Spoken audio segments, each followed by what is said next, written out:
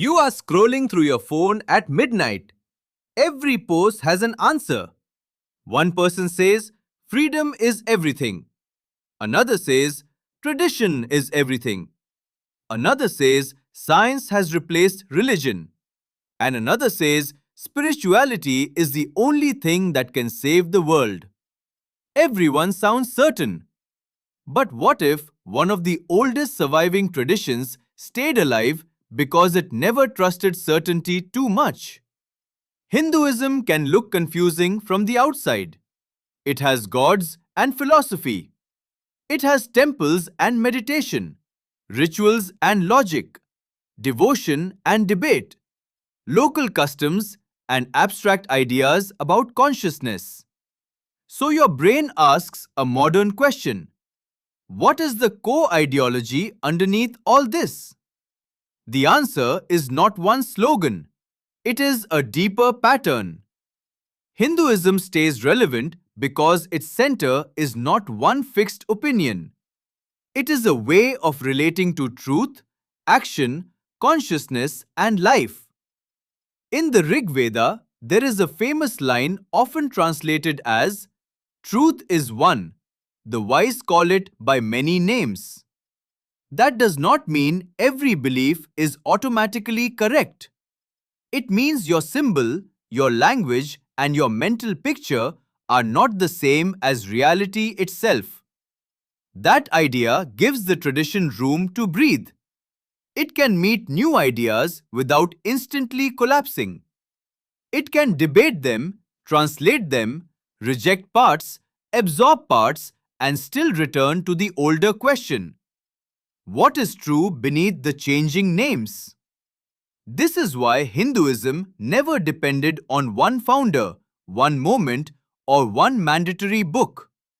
Its memory is spread across the Vedas, Upanishads, epics, Puranas, schools, teachers, songs, temples, and living practices. That makes it harder to define, but also harder to destroy. Its core is not uniformity. Its core is continuity through plurality. This is where Dharma becomes important. Dharma is often translated as duty, religion, law, or righteousness. But those words are too small.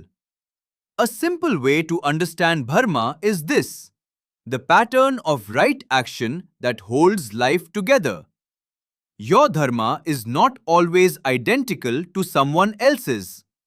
A student, a parent, a ruler, a monk, and a worker do not face the same responsibilities. In the Bhagavad Gita, Arjuna is pushed to examine his own duty, fear, and action. Many ideologies begin by saying one value must dominate everything: freedom above all, equality above all, pleasure above all, tradition above all, progress above all. Hindu thought often asks a different question. What value belongs in this situation for this person at this stage of life without losing sight of the ultimate? That is not laziness. It is contextual. The tradition recognizes that life is layered. There is everyday truth where food, family, politics, and suffering are real. And there is ultimate truth where sages ask what the self is and whether the deepest reality is beyond name and form. The Upanishads use the phrase neti neti, not this, not this. It points beyond every limited definition. You say the self is the body. Not only that, you say the self is the mind. Not only that, you say reality is exactly what your senses report. Not only that, this is not anti-science. It is a warning against confusing one tool with the whole of truth. Science is powerful at measuring the observable world. Hindu philosophy often asks another question. What is the nature of the observer having the experience? That is why modern people still feel drawn to meditation, yoga, and self-inquiry. It treated inner experience as something that could be examined with discipline. Patanjali's Yoga Sutras define yoga as the stilling of the movements of the mind. In plain language, your mind is usually a screen full of pop-ups. Yoga asks what remains when the pop-ups quiet down. That question is still modern, maybe more modern than ever. Because your world is not suffering from a lack of information. It is suffering from a lack of inner order. This is where Hinduism can absorb many ideologies without becoming empty. If a new idea speaks about justice, Hinduism can ask how it relates to Dharma. If it speaks about desire, Hinduism can ask how it relates to karma, pleasure, and emotional fulfillment, without letting desire rule the whole person. If it speaks about wealth and power, Hinduism can ask how it relates to artha, material stability, without treating success as the final meaning of life. If it speaks about liberation, Hinduism can ask how it relates to moksha, freedom from ignorance and bondage. The four Purusharthas create a wide map of human life. They do not pretend money is irrelevant, pleasure is evil, duty is optional, or success is enough. They place each goal inside a larger order. That is why Hinduism can speak to the monk and the entrepreneur, the artist and the parent, the philosopher and the devotee. It does not need every person to enter through the same doorway. The Bhagavad Gita gives multiple paths: action, devotion, knowledge, and meditation. Karma Yoga is action without slavery to results. Bhakti Yoga is devotion. Jnana Yoga is knowledge. Dhyana Yoga is contemplative discipline. Different minds need different medicines. This is the counterintuitive twist. Hinduism can seem loose because it contains so many paths, but that looseness is held by a deep structure. Action has consequences. The mind can be trained. Truth can be approached from many angles. Those ideas can wear many cultural clothes.